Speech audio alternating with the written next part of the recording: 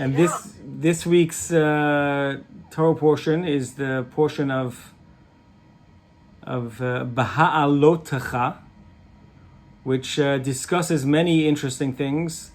The first of which is the instruction about the kindling of the menorah.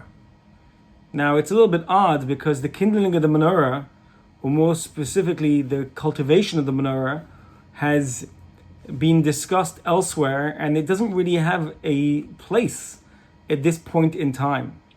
And indeed, the commentaries question, why is the menorah being discussed right here?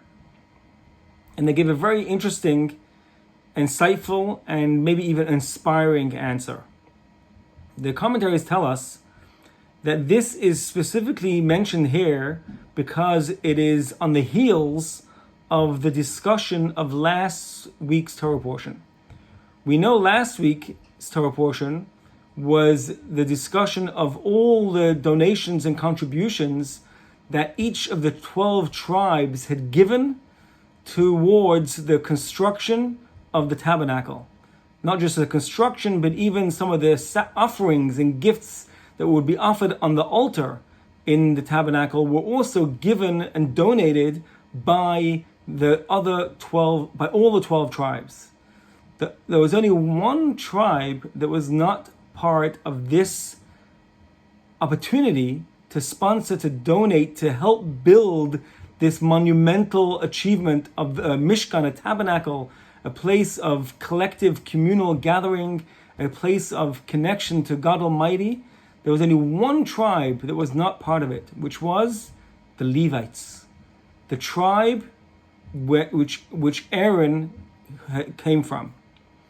And Aaron, it says, who was known as the Kohen, or more accurately, the Kohen Gadol, the high priest, who would lead the services each and every day in the Holy Temple. He felt bad, the commentaries tell us. Cholsha datai. He felt, this is probably the first example of FOMO in the Torah. He felt FOMO is fear of missing out. It's a new modern term which you put in your WhatsApp chats or your Facebook if you're not familiar. But Aaron had FOMO. He felt he was missing out on this inauguration, on this celebration, on this opportunity to make his mark and to contribute to what would become the edifice that would symbolize the strength and the spiritual connection that the Jewish community had. And God turns to him and says, Aaron, you feel bad. You have FOMO. Don't worry. What you are doing is even greater than what they have achieved.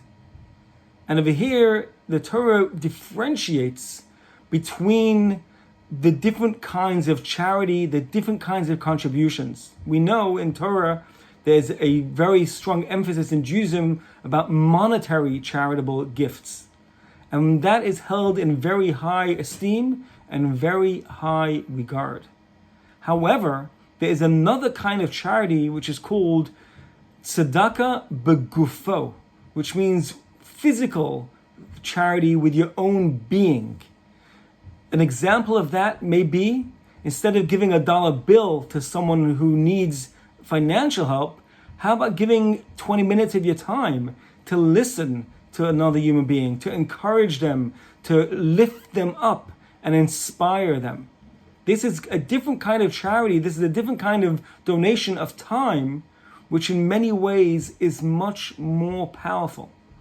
Because when a person is lifted up, when a person feels validated and valued and appreciated, and you give them a sense of self-worth, then they can go on by themselves to achieve what they need to do. Giving them that inspiration, giving them that connection, giving them that boost that they may need is very often the greatest gift and the most impactful one. And this is indeed what Aaron's task was. When he was lighting the menorah each and every day, of course he was doing the physical act of lighting the menorah, but in addition to that, we are told that Aaron devoted his life to lighting the menorah of the human soul. He pursued and chased opportunities to bring peace and joy and optimism to others. And the kindling of the menorah that he did each and every day was merely an expression of his true commitment in life, which was to ignite, to cultivate, to elevate the souls of those around him and inspire them to reach their God-given potential. And it is for this reason that we find that the description of Aaron's work is not lahadlik et ha-menorah. We know the word lahadlik means to ignite. It's actually a common word which we should be familiar with from the lighting of the menorah ourselves on Hanukkah, or from the lighting of the Shabbat candles, where we say the blessing lahadlik ner shel Shabbat, or in Hanukkah lahadlik ner shel Hanukkah, which means the act of igniting, the act of lighting the candle. But Aaron didn't just suffice with fulfilling his obligation of social responsibility to merely ignite. The Torah describes his work as Baha'alotcha. Baha'alotcha, as the commentaries tell us, means to cultivate, to nurture, to sustain, to really find a way to assure oneself that the inspiration is taking root, that the guidance, that the sense of love and support is truly felt in a sustainable way, so that the individual that's receiving it is empowered and able to lift themselves up and move forward with their own dignity, with their own abilities, with their own strength, based on the inspiration they got from somebody else. So Aaron didn't just light the menorah, the Torah tells us, he cultivated it. He didn't just say good morning or throw a dollar bill to the person that was collecting and move on.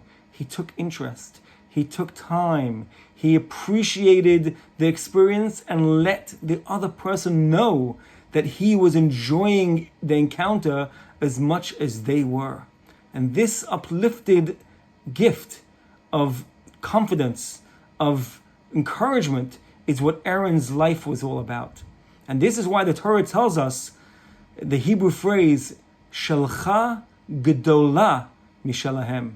Your effort on a human level to support and help is greater than the one-off donation that the other tribes gave. Although that is significant and important, and if we have the means, we should exercise the opportunity of being charitable in that way as well. But what the Torah is telling us is that there's another level. There's a way of being charitable with our spirit. There's a way of being charitable with our time. There's a way of being charitable with the attention and acknowledgement that we give to other human beings. Another very interesting point to highlight about Aaron's involvement in the lighting of the menorah is a very interesting question, which is, we've just spoken about the beauty and the significance of Aaron lighting the menorah. The interesting question we can ask about all of this is that the actual ruling of the Talmud and the Torah is that anyone is allowed to light the menorah. It actually does not have to be done by the Kohen Gadol, by the high priest, or by a Kohen at all. It can be done by anyone, by you, by me, by any member of the tribe. One is allowed to light the menorah. So the question is, why are we making such a big deal out of Aaron lighting the menorah when it's something that anyone can do? It's one thing if he did something heroic. Maybe an example would be like the heroic actions of Nachshon, who we know the story of Nachshon. He was the courageous individual who jumped into the Yam Suf, into the ocean, and only then the sea split. When one individual does something courageous that nobody else has done or can do, we can understand why we admire that individual and acknowledge what they have done. But when Aaron merely did something that anybody could do, why are we making such a big deal out of it? And the commentaries give a fascinating and insightful psychological insight, which is It's precisely because anyone can do it that makes the fact that someone did it special. We know when there's a situation where anybody can do something, everyone says, oh, the other one will do it. And the other one says, oh, somebody else will do it. And what happens? It doesn't get done. It takes somebody with a little bit more boldness and a little bit more sense of personal responsibility to say, it doesn't matter to me whether it can or cannot be done by somebody else. I realize it can be done.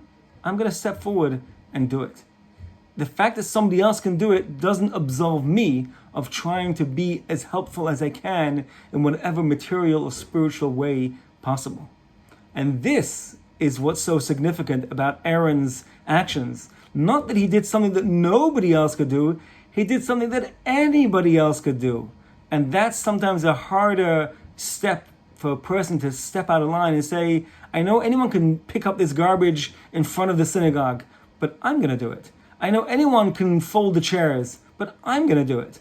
Or whatever example you want to give of helping in a communal setting. So this is the example of Aaron where he wasn't looking to be unique. He was just looking to reach his own God-given potential and express and utilize every aspect of his own abilities to rise to the highest level of spiritual attainment, of spiritual connection, of spiritual responsibility that he could possibly reach. So this is the powerful message of the Torah portion this week, which is the double message. The message of acting even when we know anyone can do it, because it doesn't have to be unique. It just has to be something that allows us to express our level of social responsibility. And then the first message, which is the idea of not just being charitable in a monetary way, but also thinking of ways to be charitable and caring in a human way. In just with the time, with the thoughtfulness, whatever it may be, each person with their own talents, with their own skill, with their own creativity, can find a way to express that charitable way of living, that charitable way of being. And the fascinating thing is, when you are benevolent and kind to others, it comes back to you as well. Somehow you feel pretty good after you've made somebody else feel pretty good as well. Not that that's the motivation, but perhaps the world will be a better place if we were focused more on what we could do for others and reap the benefits, the side benefits, which is the good feeling that it bestows upon us as well, elevating both parties, elevating both individuals to a higher state, a higher mood, a higher level of connectedness, awareness, and ultimately oneness. And this is why we are told that the menorah that was lit was a special kind of menorah. A menorah that had in it 7 branches that were all hammered out of one solid piece of gold, indicating that even if one branch is ignited and the other is not, ultimately it's a light that is missing from the whole menorah. When somebody else's flame is burning strong, then it makes us burn strong. When we burn strong and help others burn strong, the whole menorah of the Jewish people, the whole menorah of all of the members of the tribe burn brightly and strongly, because ultimately we are all one. Ultimately, we are all connected. So hopefully we can internalize this message and live with this portion of Bahalotcha, not just this week, but each and every day throughout the year. Remember that we are a beautiful menorah, and our job is to bring light to others in whatever way we can. Thank you.